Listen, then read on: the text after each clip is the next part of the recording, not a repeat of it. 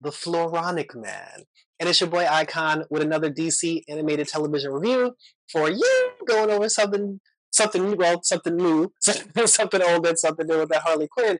And before we get started, as always, hit that notification bell, like and or subscribe. Check out the audio version of my reviews on Clubhouse, and let's get started with a little Harley Quinn action.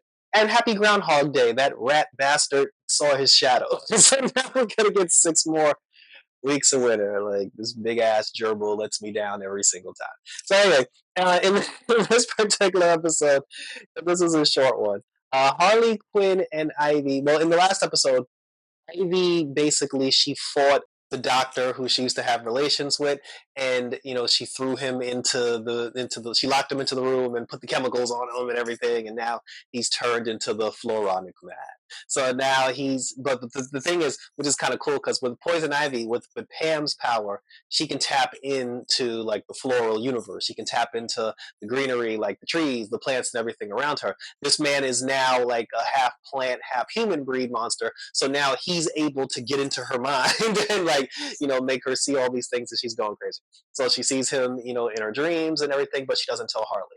Harley finds out on the newspaper the next day that the doctor is dead, and she's just like, "Well, clearly you had something to do with this, because you and him had, you and him had the conversation." And then she was like, "Why didn't you tell me?" And then Ivy was just like, "I didn't want to worry you." And then she was like, "I like worrying about you." The two of them get into a fight, and then Ivy's like, "Look, I got a presentation I gotta go do. We'll talk about this later."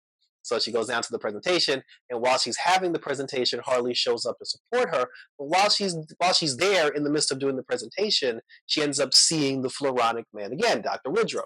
And then he's going crazy. And then now, because Ivy's not sure what's really happening, her whole thing now is, in order for her to seek the answers that she needs, she has to go into the green. And if you watch the Swamp Thing series, or if you're aware of the Swamp Thing character, you know damn well what we mean when we say the green. So she goes into the green, which is the center of all life, all plant-based life.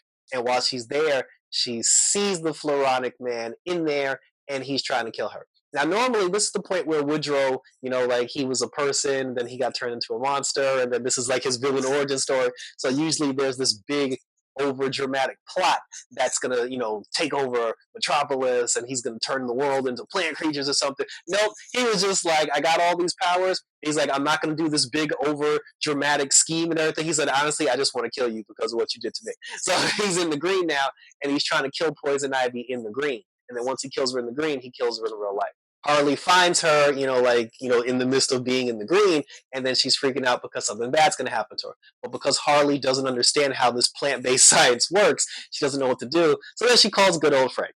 So Frank gets on the horn. Frank goes into the green. He sees Ivy get her ass whooped, and then he tells Harley, he's like, in order for you to save her, you have to find out where Woodrow's body is and stop him at the source. Meanwhile, Frank is in the green now, trying to help Ivy fight Woodrow. Woodrow's kicking both of their asses, and then he looked at Frank and he said, "You're the plant monster that I saw way back when." He's like, "What a disappointment you've become." He was like, "Your life has amounted to complete shit." And then right before he kills both, because he was stabbing Ivy a lot, right before he kills both of them, Harley actually finds his body in the room where Ivy left him. She ends up chopping his body up into firewood, and then after she chops his body up, he explodes, and there's this yellow gook that's like all over the place. Then Ivy wakes up, and then Harley and Ivy, they're both drowned in this yellow gook. I assume Dr. Woodrow is dead, and then after that, all is saved. The two of them apologize to each other for the fight that they had earlier, and then while they're apologizing, they get beamed up, Scotty, into outer space where Brainiac is. And this is the thing that doesn't make sense to me, because yes, Superman, he took a vacation because he felt like Metropolis didn't need him anymore. And Superman was just like, oh, the people don't need me, so I'm going on vacation. I'm going on a super sabbatical. But he said he was going to outer space. So if you're Superman, and if you're going into outer space for your sabbatical, how do you not see Brainiac's ship just hovering over the planet? Like, you have X-ray vision.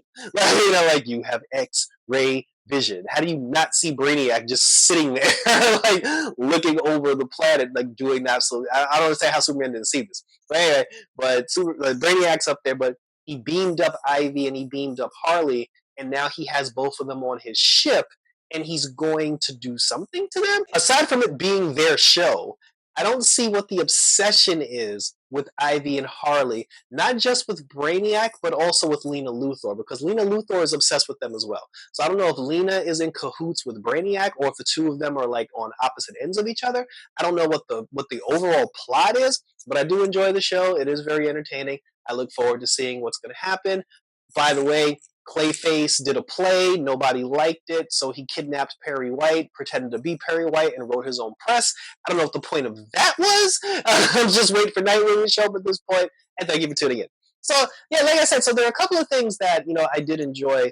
I mean, like I said, the original storyline, like, they concluded that one very quickly. Like, I thought we were going to get that. I thought that was going to drag out a little bit longer, but, we ended that one awfully fast. But the big question is, what does Brainiac, Lena Luthor, Ivy, and Harley have to do with each other, and why is both Brainiac and Lena so like fixated on the two of them specifically? But we'll find those questions out as we roll on for some more Harley Quinn goodness, and we continue. Right now, the only reviews that we're doing is Harley Quinn, but for all you wrestling fans, I do have my review for the Royal Rumble. The Royal Rumble was last night. I definitely enjoyed it.